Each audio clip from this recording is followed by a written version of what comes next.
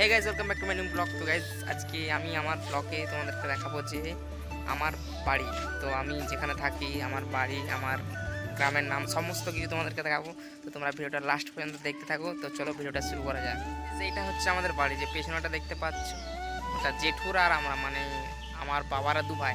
তো জেঠুর আর আমরা আলাদা আলাদা থাকি। তো এই সমস্ত বাড়িটা আশেপাশটা আছে। মন্দিরটা হচ্ছে যেহেতু পাকার, তো তোমাদেরকে মন্দিরটা দেখাবো। তো মন্দিরটা দেখানোর আগে দেখাচ্ছি, এটা হচ্ছে আমাদের রান্নাঘর, আর এটা হচ্ছে আমাদের বাড়ি।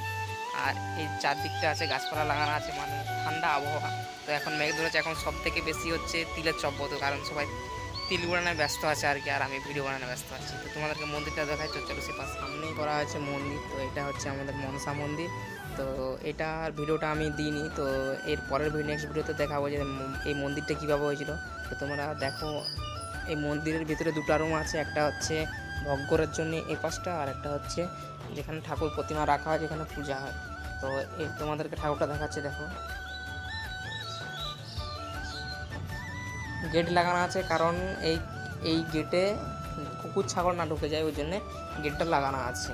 আর এই ফাঁক থেকে দেখতে পাচ্ছ, আমাদের গ্রামটা প্রায় বেশিরভাগই মাটির ঘর, কারণ আমি গ্রামে থাকি। আমাদের বুঝতে পারছো কিছুটা, আর ফুটে বলার মতন কিছু নয়।